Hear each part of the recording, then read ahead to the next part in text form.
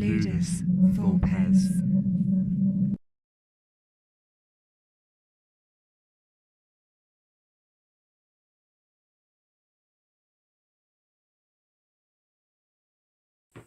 Welcome to Ludus Vulpes. My name's Kirsty. And I'm Phil.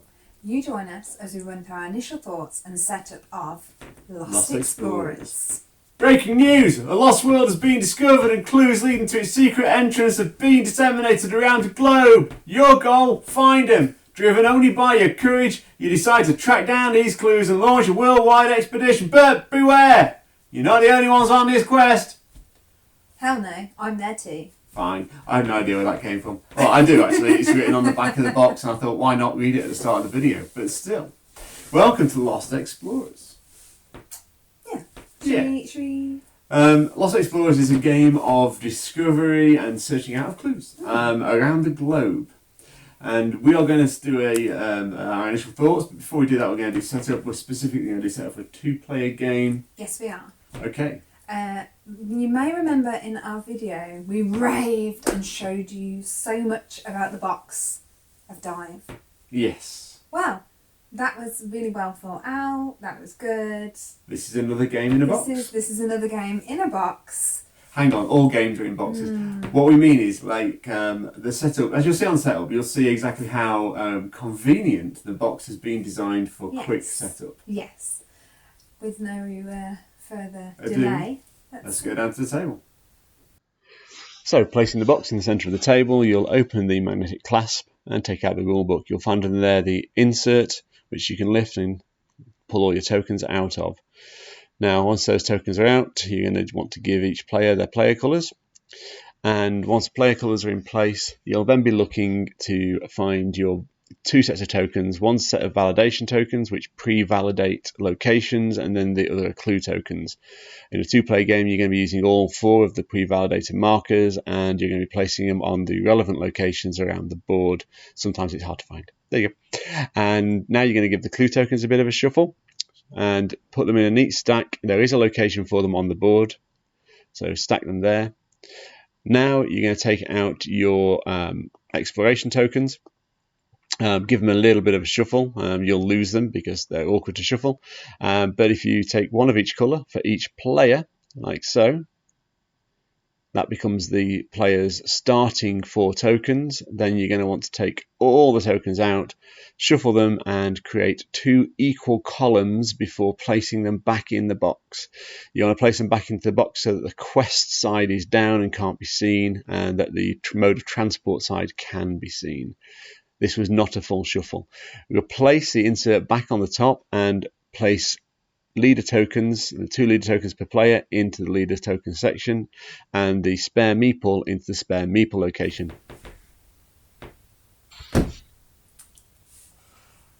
So, there we are. The setup is complete. Well, kind of complete. I'll talk about some things in a moment. So let's talk about how the game briefly works. These tokens are double-sided. On one side is a quest to be completed, which requires you to send your little explorers out to the matching locations on the board. To do so, you'll need to spend the travel icons to get there, and the travel icons are on the back of these tokens. To collect more of these tokens to travel to locations, you're going to be placing workers in any one of these 2 slots. If you place 1 worker, you take the first token. 2 workers, you take the second. Not 2 tokens, but the second. 3 workers, you'll take the third token. If you've got 4 workers, you'll take the 4th token. Or that really struggles to be particularly efficient as a move in the game. You probably only rarely spending even 2 workers to get a second token. So you'll be collecting those tokens, and then you'll be spending those tokens to travel. You'll only spend 1 of however many tokens are required to travel to a location to put your worker out. And after everyone's taken their turns, sequentially, if you've got enough workers in the right locations, you'll complete it and move your leader up this track, taking the reward in the middle of the track. Ultimately, you're looking to get your leader past 4 of these clue symbols on either side of the board. So there's 2 on there, 1 for each side, and 2 there, 1 for each side, 2 there, 1 for each side, 2 there, 1 for each side. You're looking for 4 clues. You'll be collecting these clues. The first player to collect 4 in turn order is the winner of the game. In a 2-player game, there are 4 locations that are already explored, so you don't need to. because explorers are notoriously lazy. Apparently. Yeah. Yes, quite.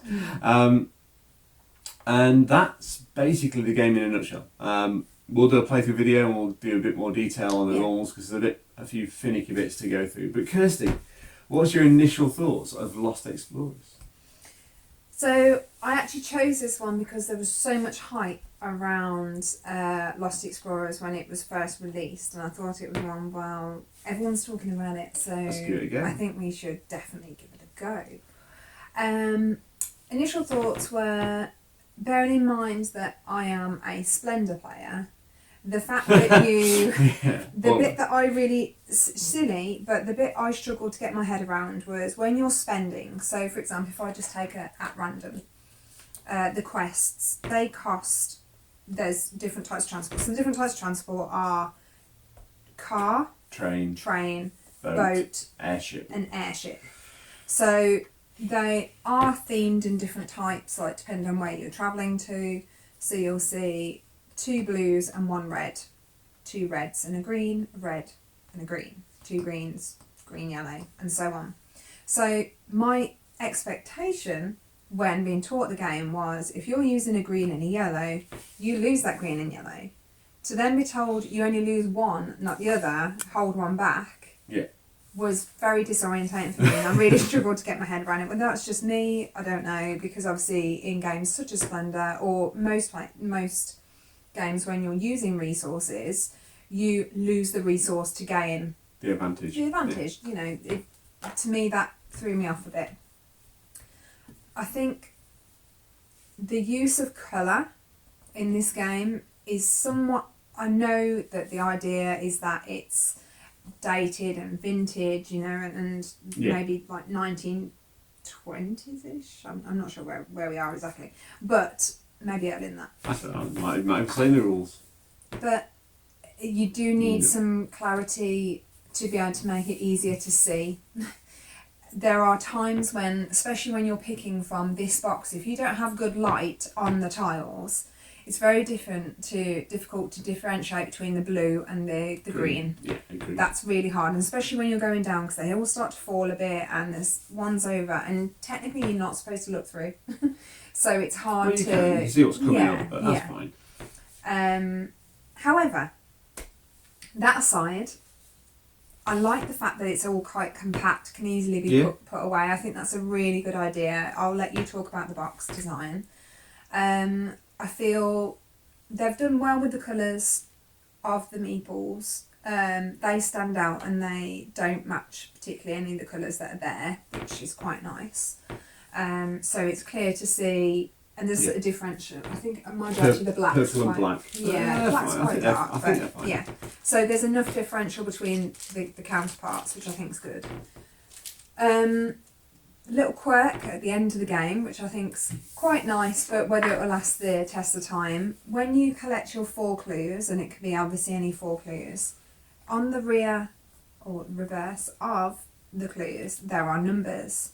You total up those numbers, add it up, and then you get to go and visit the secret location, which is the entrance to the Lost World. Yes. So these are specific maybe beauty spots or lesser known places, and you do need to bear in mind you need a smartphone.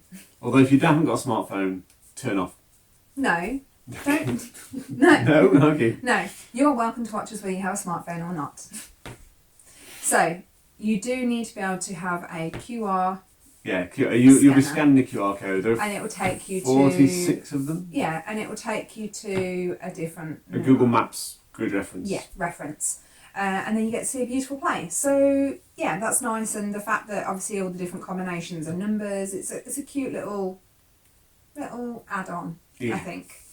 I think a game, when we first started playing this, I think this will be our 4th play of the game.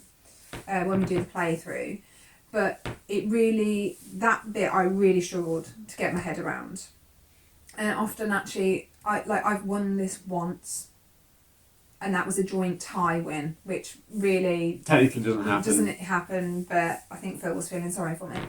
because we both got the clue at the same time, which actually, if you're doing it clockwise, Phil got it first, then I got it, but we're just going to skim over that because I needed to win. It felt very much, for me, it felt harder than it should be for such a simple game. Fair enough. I don't know why. It felt like maybe it's slightly decision anxiety because I don't want to put the wrong one back, like spend the wrong token and then need it. Yeah, that's fair. And also, it took me to the second or third time playing to realise that the tokens that you take, 'cause obviously these become your travel abilities. Or your quest. What I didn't realise is I was taking them as travel abilities, but not realising that once you've taken them as travel ability, you can't flip them over. So once it's in your hand, I can't go, actually, I'm going to turn that into a quest. It has to be as you take it from either of the pools. And yeah, for some reason that wouldn't sink in. But it has now. Good. So yeah, the locations. Oh, I'll let you talk about that. The added locations. So there are 4 locations which in a 2-player game obviously put out, and then it reduces down to 2. I think it is on a higher player count. Yeah. You can. I'll tell you. What would have been nice, rather than it being the same standard locations every time, and I don't know whether this is just to reduce production cost, if they were all the different locations and you choose 4 at random, because otherwise you never build the temples, the cactus-shaped building, the pyramid, because you don't need to, because you're always playing with those taken. And I felt that a nice touch to the game would have been if each game had a unique feel by it being randomised. Yeah. Even a 4-player game has 2 out, and you could have put a tile in for just all block the X amount of locations, all the more challenging locations. Like, so these are all travel icons. They're all 2 travel icon ones that are blocked. So you could have Anyway, it's just something I feel that could have been randomised, and actually I don't know if in future we might randomise it and just go and put a tick on the board, or even instead not play with the validated ones at all, and yeah. just play with the whole map open, because you can manage that.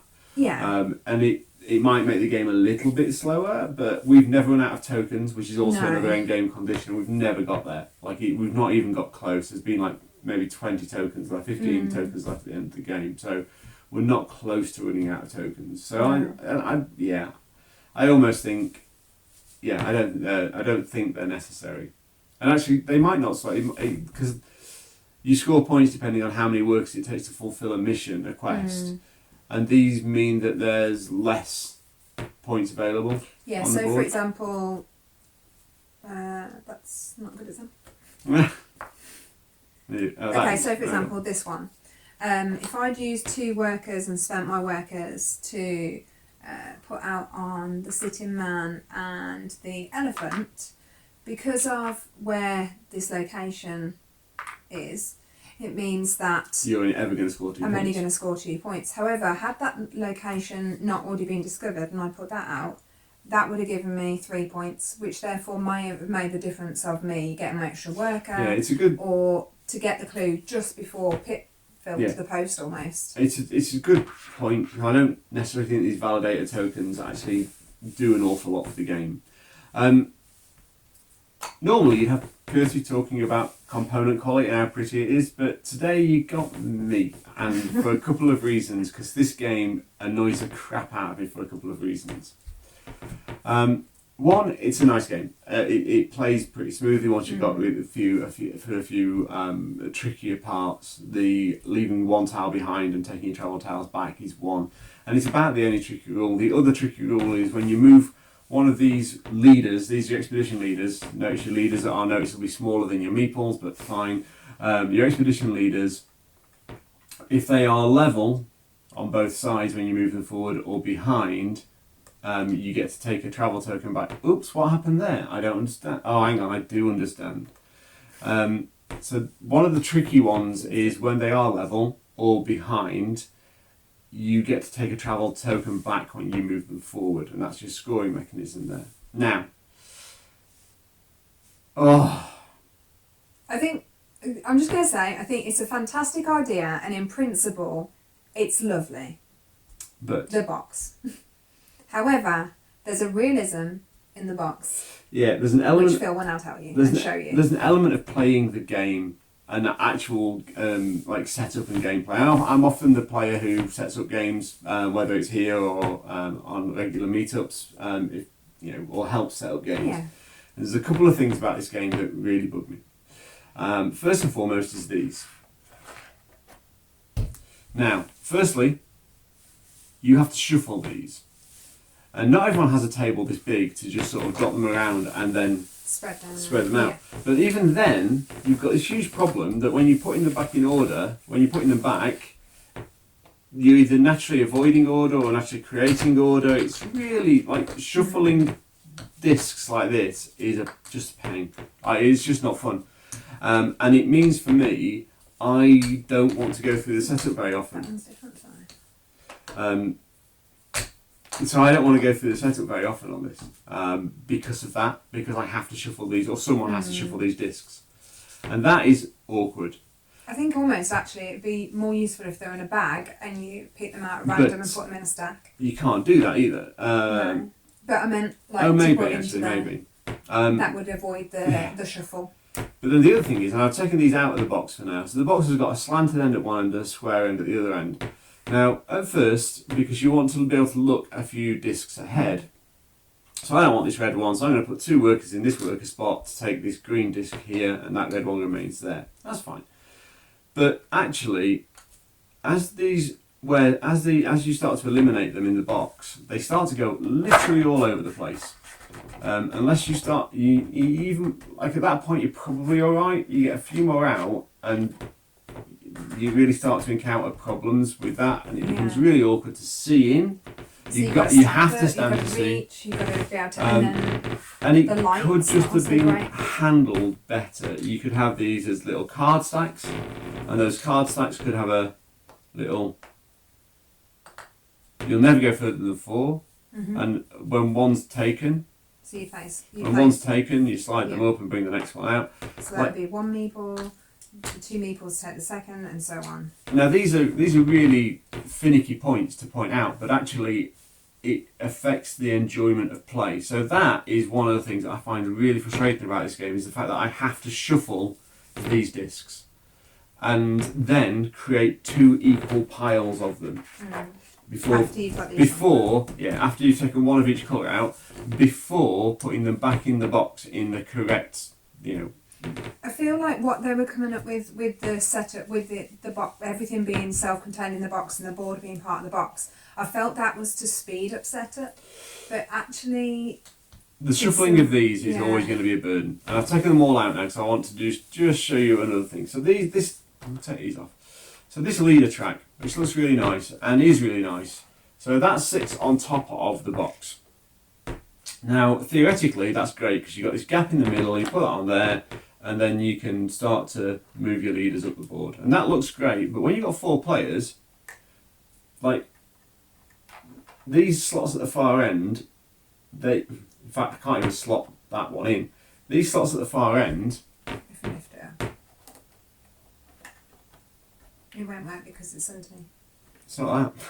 Yes, it is. Trust me, it is underneath. But that has fallen inside. So the part of the issue is these parts here are not strong enough to take that, and So- you need that space there to put the components in. So it needed a spacer or and also something. it helps hold, like it needs something almost there as a bar to hold that, which also helps hold Pushes it all these. out. And that's another problem with the game. The idea of the box is lovely. To get you going quickly.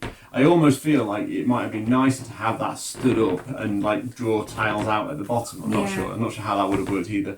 The other thing is the map's nice, but It depends what side of the table. you need to get this into a place where all players can see it. But then they've also got to draw tokens from here, so the physicality of playing this game is not particularly comfortable. If you're sat over there, you can't see this part of the board. No, so you need to be sat there, and there. But then Which the means you people can't over reach there and are see going to that. be struggling to see this. And it's those elements of this game that really get under my skin. It's such a cute little game. Yeah, and I it's- can see the love and the thought and the attention to Well, no, the actually, I was going to say the art- attention to detail, but attention to detail, the production is not quite there. And that is Yeah. frustrating because the way the It's game's such a set up, it's set up to use that board and to use that, do this flat and just have things that move up, meeples that move up. I mean, it's cute. I mean, it's a different idea, and And I think if I hadn't seen Dive, I might be more forgiving. But Dive has got that production quality that gives a little bit more. For me, Lost Explorers at the moment is an okay game. It's fine. I'm not raving about how it plays. I But think we need to play it a few more times, and maybe the as you said, physicality of housework. playing it, the physicality of playing the game actually stops me wanting to play it. It's grating on you, isn't it? It really does bug me. It and grates them. And it's one of those things where if the game was incredible, I could forgive it those moments, but it's at the moment it's not an incredible game. This QR code, I get the feeling we've scanned maybe 6 or 7 of these now, but I get the feeling that I'm kind of at the end of scanning them, and the game will end when I get 4 tokens, because It's Yeah. slightly gimmicky. It's slightly using the technology of the time, which nothing fine, wrong with yeah, that. fine with that. My concern is, are they always going to be available? In the future, I mean, technically, I would imagine 10, so. 20 years down the line, are you going to be able to do that? Like, if that's one of the key parts of the game, which is like exploring a secret place. But the thing is, it's not, is it? I mean, we know it's not. This isn't a key part of the game. Also- It's just the end of the game. This, massively modern. Everything else, Really traditional. vintage. Um, It just feels a bit odd. Or maybe have pictures that link to the Yeah. time. There's a slight jarring there. and it's kind of that thing that pushes through the entire production of this game. It wouldn't have hurt to be able to provide players with a little quick reference sheet Yeah, so they know what everything is and Yeah, like the order of play. that It would have be been really so- nice just to that have an would order of help play me sheet. massively. Would have helped at a the lot. start. And it's like everything's sunk into making it into this box, and some of the production stuff elements are not quite there. So that's my initial thoughts of this game. Like I say, I don't mind playing it. It's kind of fun to play, but I feel like I've put too much effort in sometimes to get to the play bit. I get it set up, and I'm already going. Oh, here we go again. So that's why I am. If you've found this video useful, I'm not gonna say if you like this video. We are going to do. Yeah, we'll do a playthrough We are and going we'll to do a carry on playthrough. playing. You can watch it. You can get a better experience and a feel for the game. You can see the issues that we have whilst we play. I mean, we've only played it as a 2-player game. Bear that in mind. However, I think it would be worse with the 4 players if you can't even put your markers in. And I feel that that would make it people just get fed up with the game. So until we find something to pop in, or maybe the makers will create something and. Or maybe there's some ideas out there. Yeah, Maybe I yeah. get a 3D printer fired up and print Yeah. a bar that just That separates just sits them. it. Maybe that's the trick. But But I shouldn't have to enjoy a No. game, and it still doesn't take away the fact that if these had been a little deck of cards, the life would have been so much easier because you could have run it across the top, and yeah. yeah, and you could have charged the same for the game. Yeah. Even with the cards. So that's yeah. initial thoughts and setup of Lost Explorers. Hopefully you found this video interesting and informative. Let us know your initial thoughts on this game. Have you got the same problem? Have we got a dud copy? I mean, it could be that the production on our copy is bad and everyone else's is fine. Maybe. We could be doing it a misservice. So if that's the case, feel free to tell us. We are always open to hearing opinions, your thoughts, your experiences, and actually, if we're wrong, let us know. We'd rather that be the case. Okay, so thank you for your time today. Don't forget, we are on Twitter, Facebook and Instagram. Just search Ludus Vulpes. Thanks for your time. See you soon. Bye bye.